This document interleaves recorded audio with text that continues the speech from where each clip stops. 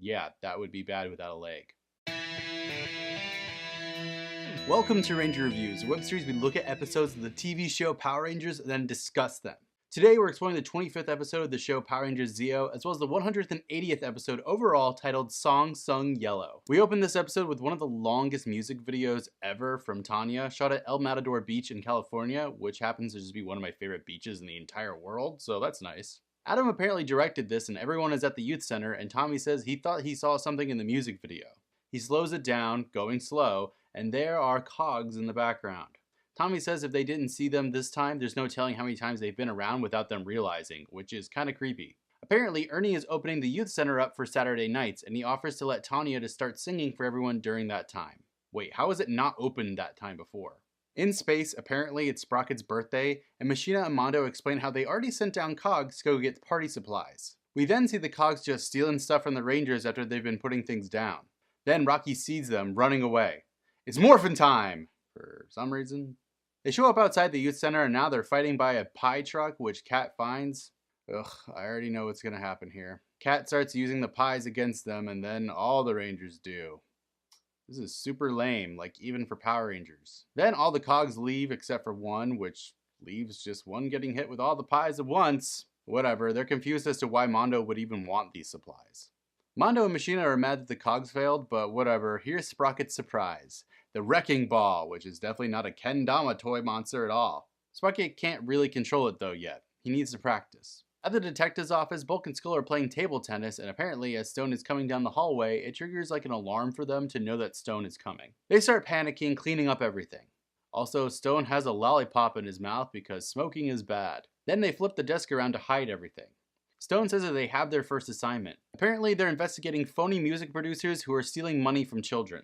They said that they have intel that they're going to be at Ernie's. Somehow. Whatever, Tanya is singing again, and I guess this is called Ernie's After Hours? That sounds really gross. Everyone claps as she ends her song, walking over to her Ranger friends. They tell her how proud of her they are, and she talks about how exciting it is to be up there. Then a guy comes up to Tanya telling her that she's got amazing talent.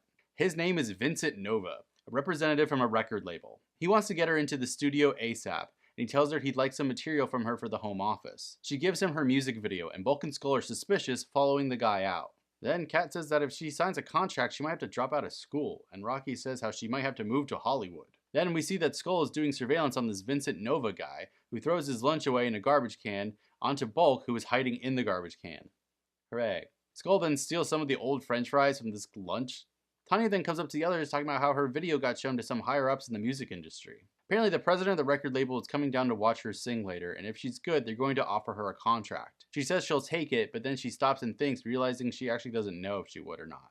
Also, Sprocket now has full control over Wrecking Ball. Time to send him down for some havoc. Tanya is then singing at the youth center again, because this is all this girl does now, and the others are there watching. Then their communicators go off and Zoran tells them about Sprocket's plan. Tommy tells Tanya to just keep singing and they'll handle it without words. Man, Jason David Frank has actually gotten way better at this whole acting thing. The four Rangers show up and they realize they can't fight the monster without Tanya for the Megazord. Then Cogs show up and Tommy gets in the red Battlezord, taking on Wrecking Ball solo while the others struggle against the Cogs. How have the Cogs not turned into the super easy things to defeat yet in the season?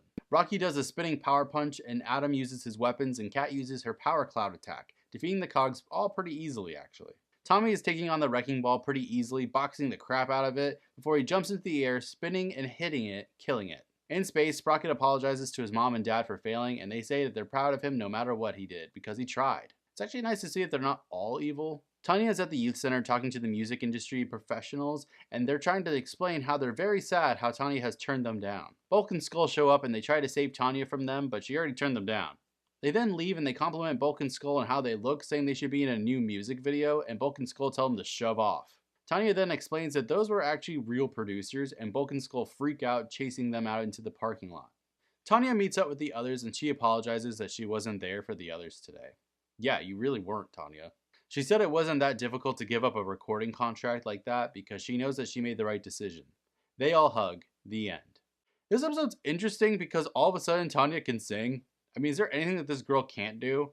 I mean, she's good enough to get a record deal, and then she just turns it down. I will say though, what's really strange to me is that Tanya never morphs once in her own Focus episode. It works for this, but it's unusual for Power Rangers to do something like that. Other than that, there's a lot of filler happening in this season, which I'm not super offended by, but I'm kind of just sitting here waiting for something big to happen. Anything. Unfortunately, nothing has arrived yet.